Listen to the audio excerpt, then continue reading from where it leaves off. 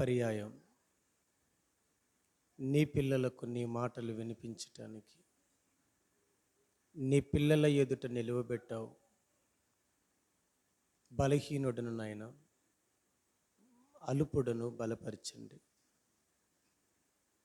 కృపచేత నన్ను జ్ఞాపకం చేసుకోండి. ఆత్మచేత నన్ను బలపరిచి అద్భుతమైన నీ మాటలలో నీ భావాలను నీ పిల్లలకు వివరించుటకు సహాయపడుమని క్రీస్తు పేరట వేడుకుంటున్నాను తండ్రి. ఆమేన్. ప్రియమైన దేవుని పిల్లలారా, ఈ పగటి వేళ మొదటి క్లాసులో క్రైస్తవుడు ధరించుకోవలసిన ఆభరణాలేవో తెలుసుకున్నాం. ఇక ఈ రెండవ క్లాసులో కూడా మరొక అద్భుతమైన అంశాన్ని వేయడం జరిగింది. ఏంటి ఆ అంశం అంటే, క్రీస్తును తెలుసుకున్నావా, క్రీస్తులా బ్రతుకుచున్నావా? క్రీస్తును తెలుసుకున్నావా, క్రీస్తులా బ్రతుకుచున్నావా?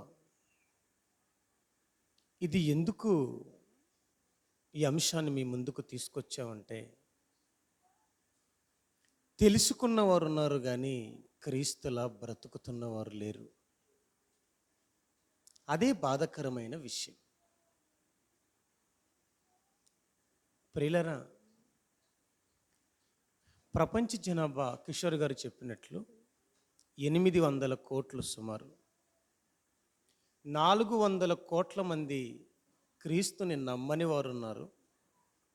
400 కోట్ల మంది క్రీస్తును నమ్మిన వారు ఉన్నారు. 400 కోట్ల మంది క్రీస్తును నమ్మలేదు కదా, వారికి స్వర్గం ఉందా? వారికి పరలోకం ఉందా అంటే వారికి పరలోకం లేదు. వాళ్ళు ధనవంతులైన, అధికారం కలిగిన వారున్నా, వారికి ఏమున్నా ఏమీ లేకపోయినా వారికి మాత్రం స్వర్గం దొరకదు. దేవుడి దగ్గరికి వారు వెళ్ళలేరు. ఎందుకు వెళ్ళలేరు అంటే, నమ్మలేదు గనుక క్రీస్తుని. క్రీస్తుని నమ్మని వారు 100 కోట్ల మంది ఉన్నారు, అనగా 400 కోట్ల మంది ఉన్నారు. వారిలో ఏ ఒక్కడు దేవుణ్ణి కలుసుకోలేడు. ఇది మీరు ఫిక్స్ అయిపోవాలి.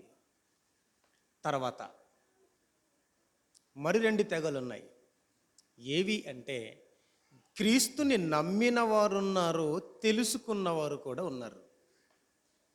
క్రీస్తును లోక రక్షకుడని, దైవ కుమారుడని, దైవమని నమ్మిన వారు ఉన్నారు, తెలుసుకున్నవారు ఉన్నారు. ఇప్పుడు నేనంటాను, నమ్మిన వారు పరలోకానికి పోతారా, తెలుసుకున్నవారు పరలోకానికి పోతారా? చెప్పండి.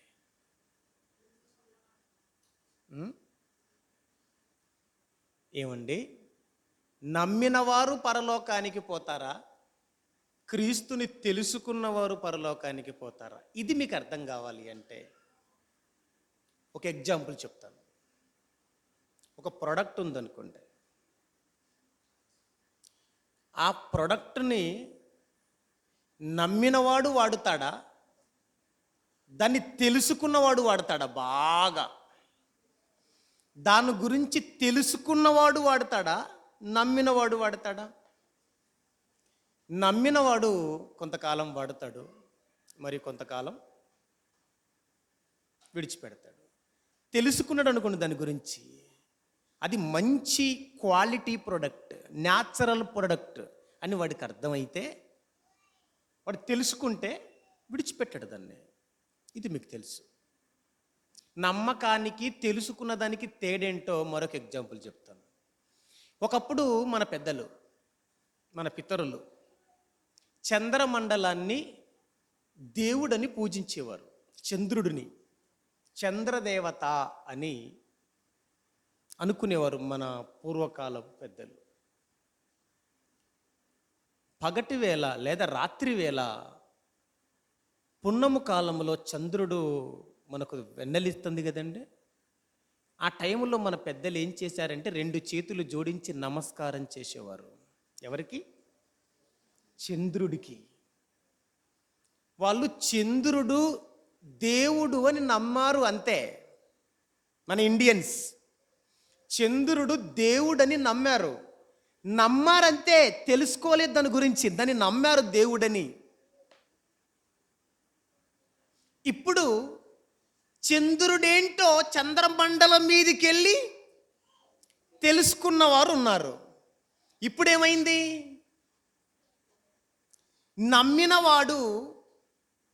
నమ్మినవాడు గుడ్డిగా రుణాలు ఉంటాడు, పడిపోతాడు. తెలుసుకున్నవాడు అది చంద్రమండలం అని తెలిసిపోయింది. ఇప్పుడు నమ్మకం రైటా దేవుడు అనేది? అదొక సౌడు నేల అని అర్థం చేసుకున్నాడు మనిషి. దేవుడు అన్న నమ్మకం రైటేనా? నమ్మినోడు పోతాడు. మరి ఎవరు పోరు? తెలుసుకున్నవాడు పోడు. అలాగే యేసుని నమ్మిన వారు ఆనాడు ఎందరో ఉన్నారు. నమ్మిన వారు యేసు వెంట రాలేదు. మళ్ళీ చెప్తున్నాను, యేసుని నమ్మిన వారు యేసు వెంట రాలేదు. యేసుక్రీస్తుని తెలుసుకున్న వారే అంతము వరకు ఆయనని వెంబడించినట్టుగా మనం చూస్తాం. నమ్మినవాడు కొంతకాలం ఉంటాడు, పడిపోతాడు. నమ్మకం ఈరోజు ఉంటుంది, రేపు పోతుంది. ఒక అమ్మాయిని నమ్మి వివాహం చేసుకొని వెళ్ళిపోయాడు అనుకోండి, ఆ అమ్మాయి నిన్ను మోసం చేయొచ్చు. ఆ అమ్మాయి గురించి తెలుసుకొని వివాహం చేసుకుంటే ఎలా ఉంటుంది? సమస్య ఎవరికి ఉండదు చెప్పండి? గుడ్డిగా నమ్మి వివాహం చేసుకుంటే సమస్య ఉండదా? ఆ అబ్బాయి గురించి లేదా ఆ అమ్మాయి గురించి తెలుసుకొని పెళ్లి చేసుకుంటే సమస్య ఉండదా? నమ్మి ఎప్పటికైనా చేసుకోకూడదంటే తెలుసుకొని చేసుకోవాలి. మా ప్రాంతంలో ఒక అమ్మాయి, తెలంగాణ ప్రాంతంలో గద్వాల్ జిల్లాలో ఒక అమ్మాయి ఒక అబ్బాయిని నమ్మి వివాహం చేసుకుంది. వాడు ఎంత భయంకరుడంటే 3 సంవత్సరాలు ఇంటి గడప దాటనేలేదు వాడు. బయటికి వెళితే నువ్వు అటు ఇటు చూస్తావు, బయటికి వెళితే నువ్వు ఎవరితోనో మాట్లాడుతున్నావు, బయటికి వెళితే నీ ప్రవర్తన బాగులేదు. అనుమానం అండి, బయటికి వెళితే అనుమానం. కళ్ళు ఉన్నది ఎందుకు? చూడడానికే కదా. నోరున్నది ఎందుకు? మాట్లాడడానికే కదండి. ఎదురొచ్చిన వారితో మాట్లాడకూడదట, ఎవరిని చూడకూడదు, రోడ్డు కళ్ళు కప్పుకొని పోవాలేంటి. అలాంటి పరిస్థితిలో 3 సంవత్సరాలు ఇంట్లో బాత్రూములనే ఉండాలి. నువ్వు బాత్రూమ్ వెళ్ళాలి, తినాలి, ఇంట్లో ఉండాలి. గడప దాటొద్దు అని పెట్టాడు.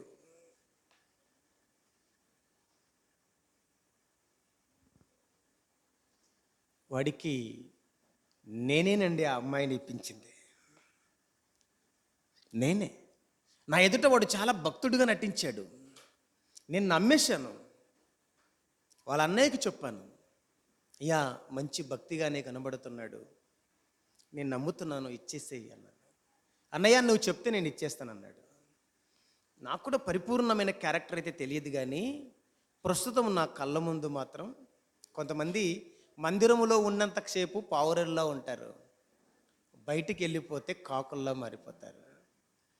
మందిరములో ఉన్నంతసేపు కుందేలు పిల్లల్లా ఉంటారు, మందిరం దాటిపోతే పంది పిల్లల్లా మారిపోతారు. అలాంటి వారు ఉంటారని నాకు అర్థమైపోయింది. నేను చెప్పాను అన్నయ్యకు, అయ్యా నాకు తెలిసినంత వరకు అయితే వాడి పైవేషం చూస్తుంటే, వాడు నా కళ్ళ ముందు నా తీరును చూస్తుంటే మంచోడులాగే కనబడుతున్నాడు, నేను నమ్మేస్తున్నాను, నువ్వు నమ్మితే ఇచ్చే అన్నాడు. అంతే. సరే అన్నా, నువ్వు నమ్ముతున్నావు కదా, నేను నమ్మేస్తానని ఇచ్చేసాడు. 3 సంవత్సరాలు 7 చెరువుల నీళ్లు దాపాడు మనోడు అమ్మాయికి. అమ్మాయి నన్ను చూసినప్పుడల్లా కంట కన్నీరు పెట్టుకునేది, అన్నయ్య ఇంత పని చేసావు అన్నయ్య. ఈ మాట నేను మీకు ఎందుకు చెప్తున్నానంటే, నమ్మిన వారు మోసపోతారు, తెలుసుకున్నవారు మోసపోరు. నమ్మిన వారు పడిపోతారు, తెలుసుకున్నవారు పడిపోరు. తేడా మళ్ళీ చెప్తున్నాను, బాగా వినండి. యేసుని నమ్మని వారు నరకానికి వెళ్ళిపోతారు. లేదా నాశనములోనికి వెళ్ళిపోతారు. ఒకటి. రెండు, నమ్మినా కూడా నమ్మకంగా బతకలేరు, వాళ్ళు కూడా పడిపోయే ప్రమాదం ఉంది. ఇక మూడవది ఎవరు? తెలుసుకున్నవారు ఉన్నారు. తెలుసుకున్నవారు పరలోకానికి వెళుతారా? ఇది కావాలి పాయింట్. ఇప్పుడు ఇక్కడ నిలబడ్డాం మనం. నా ప్రశ్న అదే. బైబిల్లో క్రీస్తుని తెలుసుకున్నావా? క్రీస్తులా బ్రతుకుచున్నావా? క్రీస్తును తెలుసుకుంటే నీవు పరలోకం పోతావా? క్రీస్తులా బ్రతికితే పోతావా? ఇప్పుడు చెప్పండి నాకు. నా క్వశ్చన్ అర్థం కాలేదా? క్రీస్తును తెలుసుకుంటే పరలోకం పోతామా? ఎంత గొప్పవాడో, ఆయన స్టేటస్ ఏంటో, ఆయన బ్యాక్ హిస్టరీ ఏంటో మనం తెలుసుకుంటే పరలోకం పోతామా? ఆయన వలె బ్రతికితే పరలోకం పోతామా? చెప్పండి గట్టిగా. ఆయన వలె బ్రతికితే తప్ప ఆయనని మనము చూడలేము, లేదా ఆయనని కలుసుకోలేము. ఆయన ఉన్న లోకానికి మనం చేరలేము. ఇది సత్యమా? సత్యమా? అంటే నమ్మనివాడు పరలోకానికి పోడు, ఒకటి. నమ్మినవాడు కూడా పరలోకానికి వెళ్ళడు, రెండు. తెలుసుకున్నంత మాత్రాన కూడా వాడు దేవుని దగ్గరికి వెళ్ళలేడు, మూడు. ఇక పరలోకానికి వెళ్ళేవారు ఎవరయ్యా అంటే క్రీస్తులా బ్రతుకుచున్న వాడే పరలోకానికి వెళ్ళిపోతాడు. ఆ స్త్రీ, ఆ పురుషుడు, వాళ్ళు మాత్రమే పరలోకాన్ని కంటితో చూస్తారు. పరలోకపు తండ్రిని కంటితో చూస్తాడు. ప్రాణం పెట్టిన యేసుక్రీస్తుని కంటితో చూసి వారు నివసించే ఆ మహిమగల లోకంలో వారు నివసిస్తారు. ఇప్పుడు మనకి ఏ పాఠం కావాలి? నమ్మకపోతే నష్టం కావాలా? నమ్మకం గురించి కావాలన్నా మనకిప్పుడు? క్రీస్తుని తెలుసుకొనుట గురించి ముఖ్యమా? ఇప్పుడు మనకి క్రీస్తులా బ్రతకటం ముఖ్యమా? ఏది ముఖ్యం? గట్టిగా. క్రీస్తులా బ్రతకటం ముఖ్యం తప్ప మరొకటి కాదు. నేను ఈ పాట మీకు ఎందుకు పెట్టానంటే, మిమ్మల్ని క్రీస్తులా బతికించి, క్రీస్తుకి కనెక్ట్ చేసి, మిమ్మల్ని పరలోకానికి చేర్చాలన్న ఒక మంచి ఉద్దేశంతో ఈ అంశాన్ని మీ దైవజనుడు యోహాను గారు తీసుకోవడం జరిగింది. ఎంత తెలుసుకుంటే ఏం ప్రయోజనం? క్రీస్తులాన్ని బతుకులేకపోతే ఎన్ని శాస్త్రాలు చదివితే ఏంటి, ఎన్ని గ్రంథాలు చదివితే ఏంటి, ఎన్ని భాషలు నేర్చుకుంటే ఏంటి, నీ బ్రతుకు బాగులేకపోతే? బైబుల్ అంటుంది పరలోకం అందరికి కాదు, క్రీస్తులా బ్రతుకుతున్న వారికి మాత్రమే మోక్షం. మోక్ష గృహంలోనికి వారు మాత్రమే ప్రవేశిస్తారు. రైట్. ఇప్పుడు బైబుల్ ఏం చెప్తుంది అంటే ఆయనలా బతకమని చెప్తుంది. ఎక్కడుందా మాట? కొరింథీయులకు రాసిన మొదటి పత్రిక, కొరింథీయులకు రాసిన మొదటి పత్రిక 15వ అధ్యాయము, కొరింథీయులకు రాసిన మొదటి పత్రిక 15వ అధ్యాయము 49వ వచనములో వ్రాయబడింది. మనము కొరింథీ పట్టణములో, అకయా దేశములోని కొరింథీ పట్టణములో ఉన్న క్రైస్తవులారా, మరియు మనము మట్టి నుండి పుట్టిన వాని పోలికను ధరించిన ప్రకారము పరలోక సంబంధి పోలికను ధరింతుము అన్నాడు. ఇక్కడ మంటి నుండి పుట్టిన వాని పోలిక, పరలోకము నుండి వచ్చిన వాని పోలిక, రెండు పోలికల గురించి పౌలు మాట్లాడుతున్నాడు. మంటి నుండి పుట్టిన వాని పోలిక ఆల్రెడీ మనం కలిగి బతుకుతున్నాం. ఇక రెండవ వాని పోలికేంటి? పరలోకము నుండి వచ్చిన వాని పోలిక. ఆయనే మంటి నుండి పుట్టిన మనిషి మొదటి ఆదామైతే కడపటి ఆదామే పరలోకము నుండి వచ్చిన ఆదాము. మంటి నుండి పుట్టిన వాని పోలిక అంటే వాని లక్షణాలు ఆల్రెడీ మనకి ఉన్నాయి. ఎవరివి? ఆదాము. వాడు వీడు అంటే అపార్థం చేసుకోకండి, రాంగ్ వర్డ్స్ కావు ఇవి. గ్రామటికల్గా వాడు అంటే ఒక్కడని అర్థం. అర్థమవుతుందా? తెలుగు గ్రామర్ పై మంచి గ్రిప్ ఉన్న వారికి ఈ విషయాలు అర్థమవుతాయి. వాడు వీడు అంటుంటే ఏంటి వాడు వీడు అంటే ఏంటి ప్రసంగంలో అని కొందరు అనుకుంటారు. వాడు వీడు ఎవడు అన్న ఈ పదాలకు అర్థాలు ఏంటంటే ఎవడైనను అన్న మాటలు. ఈ పదాలకు అర్థం ఏంటంటే ఒక్కడు అని అర్థం, అంతే. రైట్. ఇక్కడ మనకి ఏం కనబడుతుందంటే పరలోకము నుండి వచ్చిన వాని పోలిక మనము ధరించాలి అన్నాడు. పరలోకము నుండి వచ్చిన ఆయన ఎవరయ్యా అంటే మన ప్రభు అయిన యేసుక్రీస్తు. ఆయన పోలిక మనం ధరించుకోవాలట. అంటే అర్థం ఆయన వలే మనము నడుచుకోవాలన్నమాట. ఆయనను పోలి మనము నడుచుకోవాలన్నమాట. అదే ఎఫెసీ పత్రిక 5వ అధ్యాయం 1వ వచనంలో కూడా పౌలు గారు ఎఫెసీయులకు అదే మాట చెప్పాడు. ఎఫెసీయులకు రాసిన పత్రిక 5వ అధ్యాయం 1వ వచనాన్ని చూద్దాం. కావున మీరు ప్రియులైన పిల్లల వలె, ప్రియులైన పిల్లలుగా మీరు ఉండాలనుకుంటున్నారా? అయితే ఈ పిల్లలు ఎలా ఉండాలో చెప్తున్నాడు. ప్రియులైన పిల్లల వలె దేవుని పోలి నడుచుకొనండి. ఎవరిని పోలి నడుచుకోవాలట? దేవుణ్ణి పోలి నడుచుకోండి అంటున్నాడు.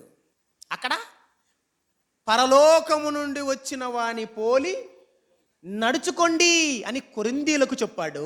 ఎఫెసీయులకు ఏమన్నాడు? మీరు దేవుణ్ణి పోలి నడుచుకోండి. అంటే క్రీస్తుని నమ్మిన మనం, క్రీస్తును తెలుసుకున్న మనం క్రీస్తుని పోలి నడుచుకోవాలన్నమాట. అలా నడుచుకున్న ఒక మహానుభావుడు కొరింథీ పత్రికలో మనకు పరిచయం అవుతాడు. ఆయనే అపోస్తులుడైన పౌలు గారు. 11వ అధ్యాయము 1వ వచనాన్ని ఒకసారి చదువుదాం. 11వ అధ్యాయము 1వ వచనం. ఎంత మంచి మాట అండి. ఫస్ట్ మీరు క్రీస్తుని పోలి నడుచుకుని అనట్లేదు, ఆ మాట అనట్లేదు. మరి ఏమంటున్నాడు? నేను క్రీస్తుని పోలి నడుచుకున్న ప్రకారము మీరు నన్ను పోలి నడుచుకోండి అనేసాడండి. అంటే పౌలు గారు ఎవరిని పోలి నడుచుకుంటున్నాడన్నమాట? అంటే ఎదుటివానికి బోధించేవాడు, పత్రికలు రాసేవాడు, కరపత్రాలు రాసేవాడు, మాస పత్రికలు కానీ దినపత్రికలు కానీ రాసేవాడు, పాటలు రాసేవాడు కానీ పాఠాలు రాసేవాడు కానీ పాటలు పాడేవాడు కానీ ప్రసంగాలు చేసేవాడు కానీ ముందు ఏమై ఉండాలి? క్రీస్తుని పోలి నడుచుకోవాలి. క్రీస్తును పోలి నడుచుకొనని వాడు క్రీస్తు గురించి ప్రకటించే అధికారం వాడికి, ఆధిక్యత, అర్హత వాడికి లేదు. క్రీస్తుని పోలి పౌలు గారు నడుచుకుంటున్నాడు. అంటే క్రీస్తుని పోలి నడుచుకోవాలా మనమంతా? క్రీస్తులా బతకాలా మనం? క్రీస్తును పోలి అంటే క్రీస్తులా బతకాలి మనం. క్రీస్తుని పోలి నడుచుకున్నాడు అపోస్తుడైన పౌలు గారు. ఒక సంఘం కూడా క్రీస్తుని పోలి నడుచుకుంటుంది. చదవండి ఒకసారి ఆ సంఘం చూద్దాం. ఒకసారి సంఘం ఏంటో. దశలోనిలకు రాసిన పత్రికలోకి రండి ఒకసారి. ఒక సంఘమే నడుచుకుంటుందండి, క్రీస్తుని పోలి నడుచుకుంటుంది. చూడండి 6వ వచనం, మొదటి పత్రిక 1వ అధ్యాయము 6వ వచనం. దశలోనిలకు రాసిన మొదటి పత్రిక 1వ అధ్యాయము 6వ వచనాన్ని చదువుతున్నాం ఇప్పుడు. పరిశుద్ధాత్మ వలన కలుగు ఆనందముతో, పరిశుద్ధాత్మ వలన కలుగు ఆనందముతో గొప్ప ఉపద్రవములో అంటే అపాయములో మీరు వాక్యమును అంగీకరించితిరి, మమ్మును ప్రభువును మమ్మును అన్నది చిన్న విషయం, మమ్మును పోలి నడుచుకుంటున్నారు అన్నది చాలా చిన్న విషయం, గోరెంతటి విషయం. ప్రభువుని పోలి నడుచుకుంటున్నారంటే చూసావా, అది కొండెంతటి విషయం. అది ఎందుకంటే ప్రభువుని పోలి నడుచుకోవాలంటే దమ్ముండాలి. ఎవడైనా పాట పాడతాడు, ఎవడైనా ప్రసంగం చేస్తాడు, ఎవడైనా చదువుతాడు, ఎవడైనా పాటలు రాస్తాడు. ఆ నైపుణ్యత ఉంటే, ఆ స్కిల్ ఉంటే రాస్తాడు. పాడడం, రాయడం, బోధించడం ఇది గొప్ప కాదు. ప్రభువుని పోలి నడుచుకోవడం చూశారు, అది చాలా గొప్ప విషయం ఉంటుంది. అంతకంటే గొప్ప దేవుడు ఉన్నాడండి. ఇక క్రీస్తుని పోలి నడుచుకునేవాడు కావాలి ఇప్పుడు. చూసారు ఎంత మంచి మాట. పౌలు గారు క్రీస్తుని పోలి నడుచుకున్నాడట, అంటే క్రీస్తులా బతికాడన్నమాట పౌలు. అంతేనా? దశలోనికలో ఉన్నవారు ప్రభువుని పోలి నడుచుకుంటున్నారు అంటున్నాడంటే వీళ్ళు కూడా క్రీస్తులా బతికారన్నమాట. క్రీస్తులా బ్రతికిన వారిలో పౌలు, క్రీస్తులా బ్రతికిన వారిలో దశలోనిక ప్రాంతంలో ఉన్నవారు మనకి కనబడుతున్నారు. ఇదే మాట గలతీలకు చెప్పాడు. ఎవరు పౌలు గారు గలతీలకు ఏం చెప్పాడో తెలుసా? గలతీలో ఉన్న వారులారా, మీరు క్రీస్తుని నమ్ముకున్నారు కదా, క్రీస్తుని తెలుసుకున్నారు కదా, అయితే మీ యందు ఏం ఏర్పడాలో తెలుసా? చదవండి ఒకసారి 4వ అధ్యాయము 19వ వచనం. 4వ అధ్యాయం 19వ వచనం. ఏది? నా పిల్లలారా అంటారు చూడండి. తండ్రి, ఆధ్యాత్మిక తండ్రి, స్పిరిచువల్ ఫాదర్ అంటారు ఆయన ఇంగ్లీష్లో. ఆత్మ సంబంధమైన తండ్రి పౌలు గారు. ఎవరికి? గలతీ ప్రాంతంలో ఉన్న క్రైస్తవులకు, వాళ్ళకి చెప్తున్నాడు. ఏమని? నా పిల్లలారా, క్రీస్తు స్వరూపము మీ యందు ఏర్పడాలి. క్రీస్తు స్వరూపము రావాలి మీకు, క్రీస్తు పోలిక ఉండాలి మీకు. క్రీస్తు స్వరూపము మీ యందు ఏర్పడు వరకు మీ విషయమై ప్రసవ వేదన, మరలా నాకు ప్రసవ వేదన కలుగుతుంది. అంటే దీన్ని బట్టి నాకు ఏమర్థమవుతుందంటే, ఒక సంఘ కాపరి ఎలా ఉండాలో తెలుసా? ప్రజలలో క్రీస్తు స్వరూపం ఏర్పడేంత వరకు ప్రసవ వేదన పడాలి, కన్నీళ్లు కార్చాలి దేవుని సన్నిధిలో. వాక్యం చెప్పి ఇంట్లో కూర్చోవడం కాదు. ఏ సంఘాన్నైతే కాపరి కాపాడుతున్నాడో, ఏ ఆత్మలకి కాపరిగా ఉన్నాడో, ఆ సంఘ కాపరి ఏ స్థాయిలో ఉండాలి అంటే, ఆ సంఘములో ప్రతి ఒక్కరిలో క్రీస్తు స్వరూపం ఏర్పడాలి, క్రీస్తు పోలికలోకి వాళ్ళని మార్చాలి. అందుకండి ప్రసవ వేదన పడుతున్నాడు పౌలు గారు. క్రీస్తుని పోలి నడుచుకోవాలట, క్రీస్తులా బతకాలట. అదే విషయం చెప్పాడు కొరింథీలకు, అదే విషయం చెప్పాడు దశలోనీలకు, అదే విషయం చెప్పాడు గలతీలకు.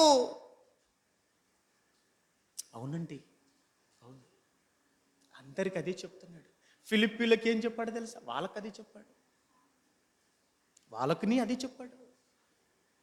క్రీస్తుని పోలి మనమంతా నడుచుకోవాలట, క్రీస్తులా బతకాలట. ఎందుకంటే క్రీస్తులా బ్రతికిన వారికే పరలోకం ఉంది, మిగతా వారికి లేదు. ఇది రహస్యం. చాలామంది అనుకుంటున్నారు, మేము ఆదివారం మందిరానికి వెళ్తున్నాం కదండి, బాప్తిస్మం తీసుకున్నాం కదండి, ప్రభు పాత్రలో ప్రతి ఆదివారం చెయ్యి వేస్తున్నాం కదా, మేము పాట పాడుతున్నాం కదా, దశమ భాగాలు ఇస్తున్నాం కదా, అయిపోయింది, మాకు పరలోకం ఉంది అన్న భ్రమలో ఎందరో ఆ మత్తులో బతుకుతున్నారు. చాలా తప్పంటిది. పరలోకం ఒక మనిషి వెళ్ళిపోవాలి అంటే క్రీస్తు స్వరూపంలోకి వెళ్ళిపోవాలి, మనిషి సంపూర్ణతలోనికి వెళ్ళిపోవాలి, క్రీస్తుని పోలి నడుచుకోవాలి. అదే మాట ఎఫెసీయులకు కూడా రాశారు. ఒకసారి చదువుదాం ఎఫెసీ పత్రిక చదువుదాం ఒకసారి. 4వ అధ్యాయము 24వ వచనం. ఎఫెసీ పత్రిక 4వ అధ్యాయము 24వ వచనము. నీతియు యథార్థమైన భక్తి గలవారై దేవుని పోలికగా. ఏదది? దేవుని పోలికగా సృష్టింపబడిన నవీన స్వభావమును ధరించుకోండి. ఎఫెసులో ఉన్న క్రైస్తవులారా, ఎఫెసులో ఉన్న విశ్వాసురాలులారా, విశ్వాసులారా, మీరంతా దేవుని పోలికగా సృష్టింపబడిన నవీన స్వభావం ధరించుకోండి. ఏంటి నవీన స్వభావం అంటే? ఏంటి దేవుని పోలిక అంటే? ఆ పోలిక ధరించాలట. ఏంటో తెలుసా? అది నూతన నవీన స్వభావం అంటే. నవీన స్వభావం అంటే ఏంటో ఒకసారి గలతీ పత్రికలోకి రండి. నవీన స్వభావం అంటే గలతీ పత్రిక 6వ అధ్యాయం 15వ వచనం. గలతీలకు రాసిన పత్రిక 6వ అధ్యాయం 15వ వచనం. క్రొత్త సృష్టి. ఏ సృష్టి? అబ్బా, ఏం సృష్టి అమ్మా అది? క్రొత్త సృష్టి. పొందుటయే గాని సున్నతి పొందుట ఎందు ఏమి లేదు. బాప్తిసం పొందుట ఎందు కూడా ఏం లేదు. మీకు అసలు విషయం తెలియదు. సున్నతికి సాదృశ్యం, బాప్తిసం సాదృశ్యమే సున్నతి. అంతే కదండి మరి. అంటే నూతన సృష్టి పొందాలట. కొత్త సృష్టి. ఆ కొత్త సృష్టి ఏంటయ్యా అంటే క్రీస్తు యేసు నందు సృష్టింపబడిన నూతన, క్రీస్తు యేసు నందున్నవాడు నూతన సృష్టి అని కొరింథీ పత్రికలో మనకు కనపడుతుంది. 6:17 అనుకుంటాను, గమనించండి. 5:17 రెండో పత్రిక 5:17 అనుకుంటాను. అందులో ఏముంటుంది? క్రీస్తు యేసు నందున్నవాడు నూతన సృష్టి. నూతన సృష్టి.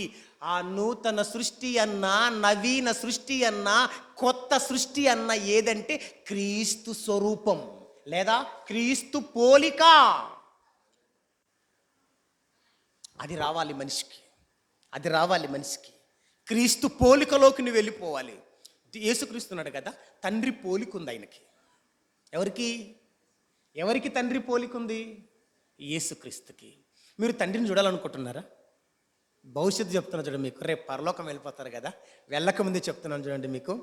యేసుక్రీస్తు పక్కన తండ్రిని కూర్చోపెడితే యేసుక్రీస్తు ఎలా ఉంటాడో తండ్రి అలాగే కనబడతాడు. చూదురులేండి మీరు. వెళ్తాం కదా మనం, రేపు వెళ్ళిపోతాం, పరలోకానికి వెళ్ళిపోతాం, ఖచ్చితంగా వెళ్ళిపోతాం. మనకు కాకుంటే ఇంకెవరికి ఇస్తాడు? కాకపోతే ఆయనను పోలి నడుచుకుంటాం మనం. మనకుంది పరలోకం. భాగ్యవంతులం మనం, అదృష్టవంతులం మనం. అదృశ్య దేవుని చూసే అదృష్టవంతులం మనం. చూస్తాం. ఓపిక పట్టండి, వెయిట్ చేయండి. కాకపోతే చెడుకు దూరంగా ఉండండి. మన కళ్ళు మంచివి కావు, జాగ్రత్త కాపాడుకోండి. మన శరీరం మంచిది కాదు, జాగ్రత్తగా మీ గ్రిప్పులో పెట్టుకోండి శరీరాన్ని. మన హృదయం మంచిది కాదు, దానికి కళ్ళెం వేయండి. మన నోరు మంచిది కాదు, దీనికి సిక్కం పెట్టండి. చాలా జాగ్రత్తగా ఉందాం. నవీన స్వభావం అన్నా, క్రొత్త సృష్టి, నవీన సృష్టి అన్నా, క్రొత్త సృష్టి అన్నా, నూతన సృష్టి అన్నా ఇది ఏదో కాదు, క్రీస్తు పోలిక. సార్ అదేనా? క్రీస్తు పోలిక.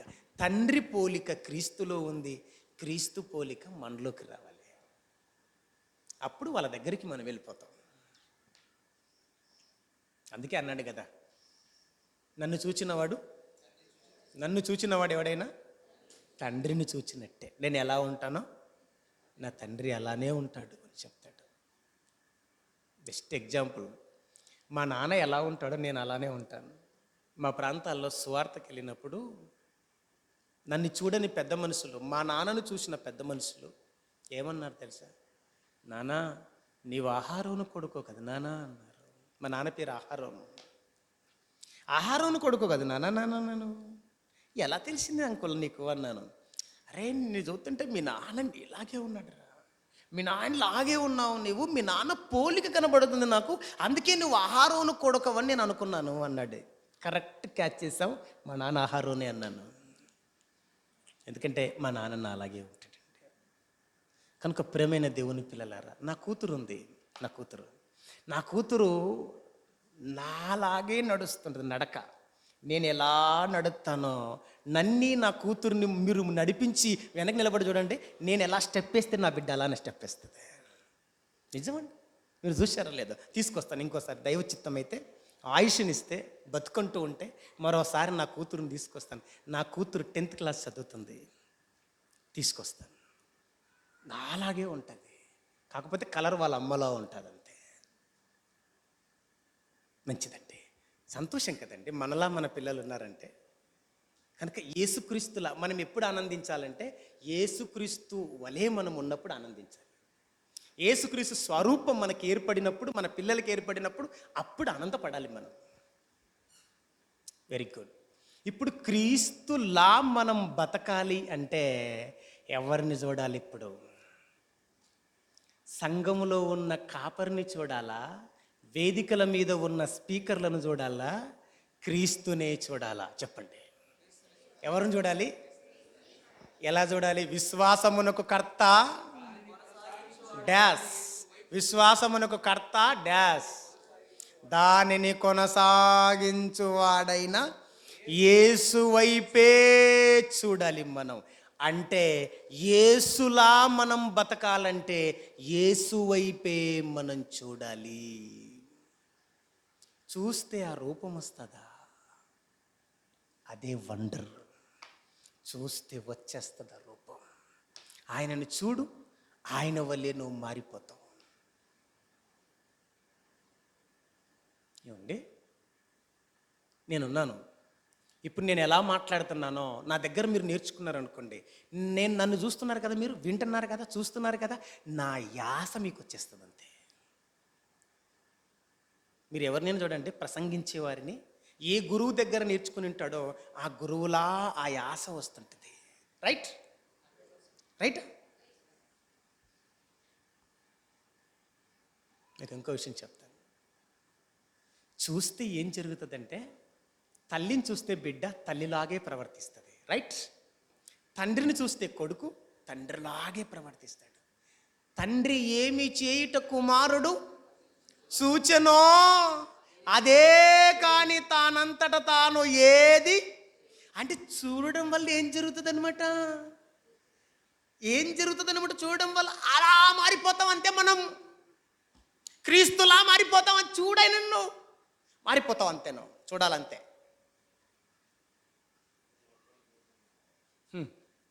క్రీస్తులా నువ్వు బతకాలంటే క్రీస్తునే చూడాలి. నువ్వు క్రీస్తు నీకు తెలియాలంటే మత్తయి సువార్త నుంచి యోహాను సువార్త వరకు కాదు నువ్వు చదవవలసిందే.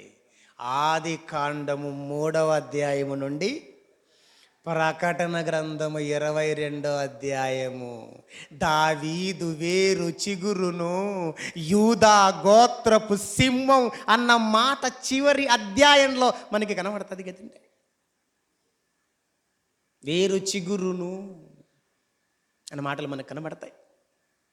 22వ అధ్యాయం వరకు, ఆది కాండం 3వ అధ్యాయం మొదలుకుంటే, ఇంకా రెండెందుకు వదిలిపెట్టాలి, ఆది కాండం 1వ అధ్యాయం మొదలుకుంటే ప్రకటన గ్రంథం చివరి అధ్యాయం వరకు 66 పుస్తకాలను చదవండి.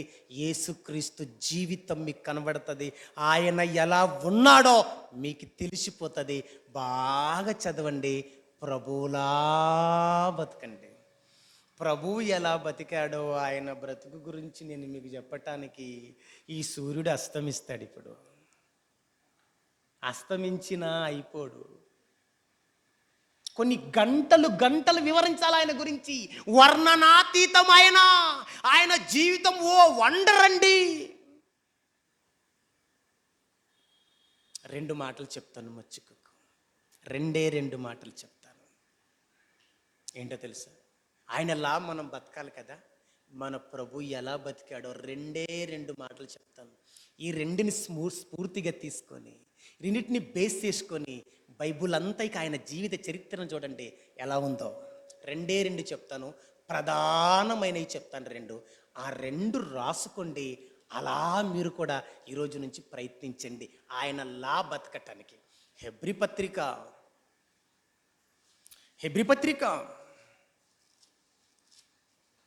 7వ అధ్యాయము 26వ వచనం. హెబ్రీ పత్రిక 7వ అధ్యాయం 26వ వచనం. అబ్బా, ఏంటి అంత గట్టి చదువుతున్నాడు కిషోర్ సారు? పవిత్రుడును అంటున్నాడు. అనాలి ఆయననే, పలికితే ఆయన గురించే పలకాలి. ఎంత గట్టి శబ్దమైన చై, ప్రపంచంలో ఎవడు దీన్ని కాదనలేడు. చదువు సార్.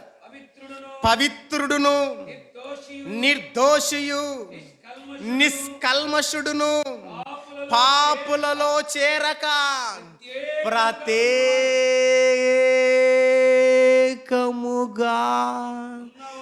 ఉన్నవాడు ఎక్కడున్నాడు? పాపుల మధ్య తిరిగాడు, పాపులతో భోజనం చేశాడు, పాపుల పక్కనే పరుండుకున్నాడు, పాపులతోనే నడిచాడు. కానీ ఆయన పాపం చెయ్యలేదు, పాపులలో ఒకడుగా ఎంచబడలేదు. ప్రత్యేకముగా ఆయన ఉన్నాడు. ఇప్పుడు నువ్వు క్రీస్తు వలె బతుకుతావా? స్టార్ట్ చేయి. గతం ఎలా ఉన్నావో తెలియదు. క్రీస్తుని ఎరుగు ముందు బిఫోర్ బాప్టిజం నీ లైఫ్ స్టోరీ ఎలా ఉందో నాకు తెలియదు. నీ లైఫ్ స్టైల్ ఎలా ఉందో. ఆఫ్టర్ బాప్టిజం, ఆఫ్టర్ బ్యాప్టిజం, ఇక నుంచి ఇంతవరకు నువ్వు ఎలా ఉన్నావు నాకు తెలియదు. ఈ రోజు నుంచి క్రీస్తుని పోలి నడుచుకోవాలనుకుంటున్నావా?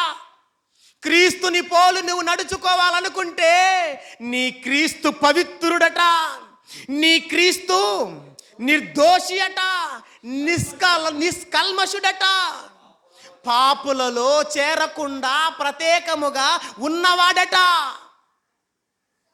ఇది క్రీస్తు బ్రతుకు.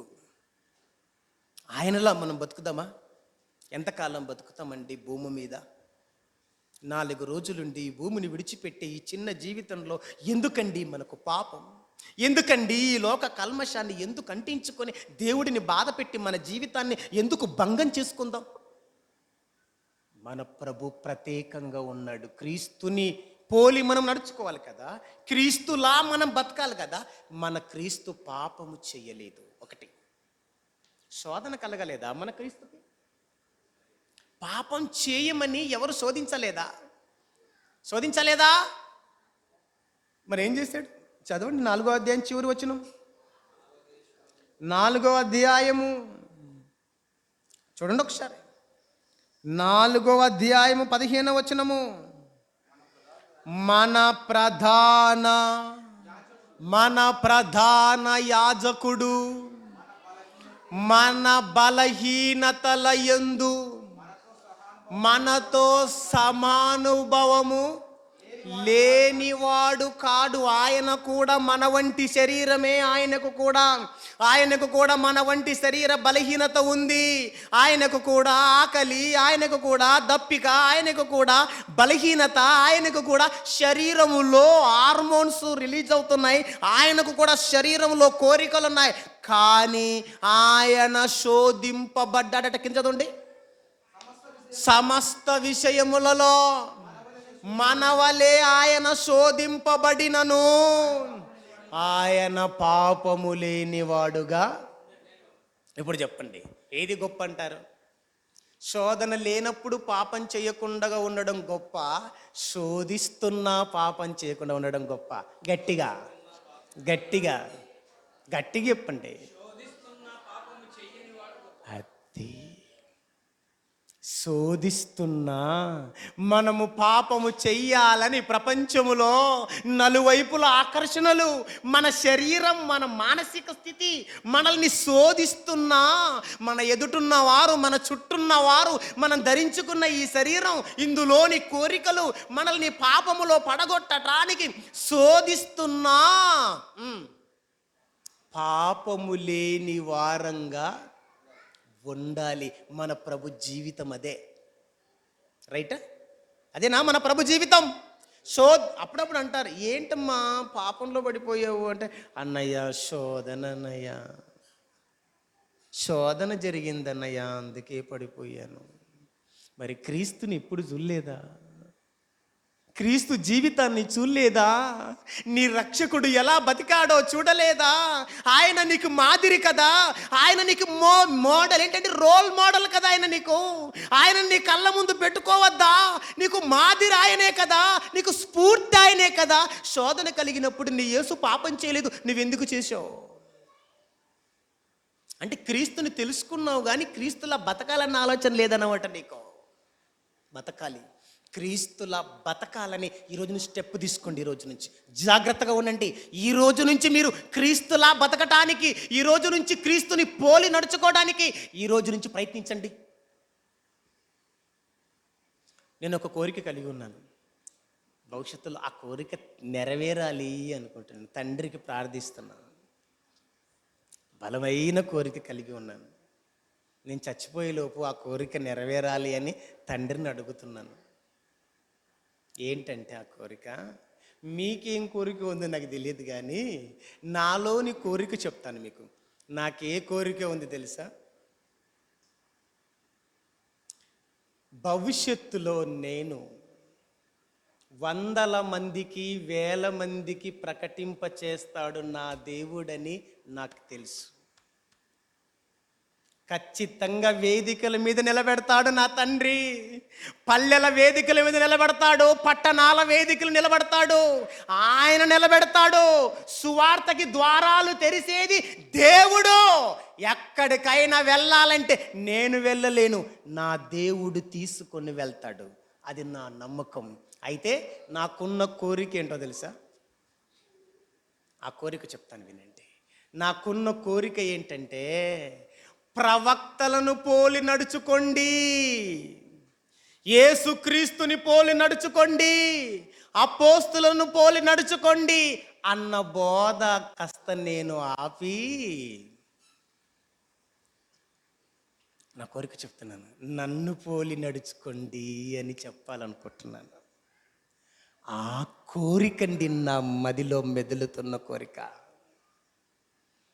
ఒక్కసారి ప్రవక్తల్ని వెనక పెట్టాలి. ఇప్పుడు నేను నా క్రీస్తుని వెనక పెట్టాలి, అపోస్తుల్ని వెనక పెట్టాలి. నన్ను పోలి నడుచుకోండి, నన్ను మాదిరిగా తీసుకోండి, నా వలే ఉండండి అని నేను బోధించే వారికి చెప్పి నా గుండె ఆగిపోవాలనుకుంటున్నాను నేను. అది నా కోరిక. నన్ను పోలి నడుచుకోవాలి. నా కుమార్తె, నా కొడుకు, నా భార్య, నన్ను వెంబడిస్తున్న ఆత్మీయులు, నా మాటలు విని క్రీస్తులోనికి వచ్చి బాప్తిస్మం తీసుకున్న ప్రతి విశ్వాసి నా వలే ఉండండి రా, నా వలే ఉండండి బిడ్డలారా అని చెప్పి నేను కన్ను మూయాలి. అది నా మనసులో ఉన్న కోరిక. అయితే ఇప్పుడు చెప్పలేవా అన్నా అంటే అంత దమ్ము లేదు నాకు. ఇంకా అది రావాలి, అది ఏర్పడాలి. అది వచ్చేంత వరకు దేవునికి ప్రార్థిస్తాను నేను. మరి మీకేం కోరిక ఉందో నాకు తెలియదా? మీరు కూడా అదే కోరిక కలిగి ఉంటారా? ఈ రోజు నుంచి ఉంటారా? నాకు తెలిసి నా నోటి నుంచి ఆ వర్డ్ డెలివర్ అయిన తర్వాత మీ మనసులో ఒక కోరిక కలిగి ఉంటుంది, నాకు తెలుసు. ఏంటది? మేము కూడా మా పిల్లలకి మేమే మాదిరికరంగా ఉండాలి అన్న ఆలోచన మీ మెదడులో కూడా మెదిలింటదని నేను అర్థం చేసుకుంటున్నా మీ ముఖాలను బట్టి. ఎందుకంటే face is the index of mind అన్నాడు కదా షేక్స్పియరు. మీ ఫేస్ని చూస్తే మీ మైండ్లో ఏముందో తెలుసుకోవచ్చు. యెషయా ప్రవక్త చెప్పిన మాట కాపీ కొట్టాడులేండి షేక్స్పియర్. రైట్, గమనించండి. ఇప్పుడు దీన్ని బట్టి మనకి ఏమర్థమవుతుందంటే, క్రీస్తులా బ్రతకాలి మనం. క్రీస్తుని తెలుసుకోవడం కాదు, క్రీస్తులా బ్రతకాలి. క్రీస్తులా బతకాలంటే క్రీస్తు జీవితం మనకి తెలియాలి. ఆయన ఎలా బతికాడంటే పాపము చెయ్యకుండా బతికాడు, శోధింపబడ్డాడు, శ్రమ పెట్టబడ్డాడు, దూషింపబడ్డాడు, అవమానపరచబడ్డాడు. అన్ని విధాల నలుముఖాల శ్రమలు మహానుభావుడికి నలువైపులా సుడిగుండాలు ఆయనను చుట్టుకున్నాయి. కష్టాల సుడిగుండాలు ఆయనను చుట్టుకున్నాయి. కానీ పాపం చెయ్యలేదు. ఎందుకు చెయ్యలేదు? ఎందుకు చెయ్యలేదు? ఎలా చెయ్యలేదు? దేన్ని బట్టి చెయ్యలేదు అన్న వివరాలలోనికి మీరు వెళ్ళండి. ఇక నేను వెళ్ళను, టైం లేదు కనుక. కళ్ళు మూసుకోండి, ప్రార్థన చేస్తాను. తండ్రి, మేము క్రీస్తుని నమ్ముకున్న ప్రయోజనం లేదు.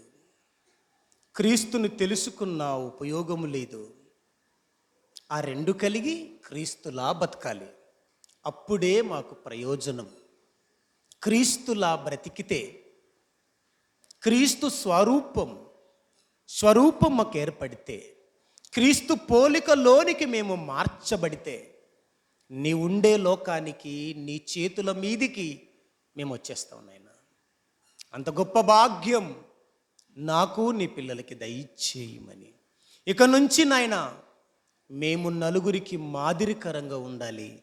అట్టి భాగ్యము నాకు నీ మాటలు విన్న నీ పిల్లలకు దయచేయమని, మీ పిల్లల రక్షణ కోసం, ఈ ఊరు రక్షణ కోసం పాటు పడుతున్న ఆత్మల భారము కలిగి నయా పైసా ఆశించకుండా స్వస్థాలతో కష్టపడి కుటుంబాన్ని పోషించుకుంటూ ఆత్మల భారము కలిగి ఈ ప్రాంతంలో సేవ చేస్తున్న నీ కుమారుడు, నా సహోదరుడు యాహాను గారిని జ్ఞాపకం చేసుకోనైనా రాత్రి జరగబోయే సభలో తోడుండుమని క్రీస్తు పేరట వేడుకుంటున్నాం తండ్రి.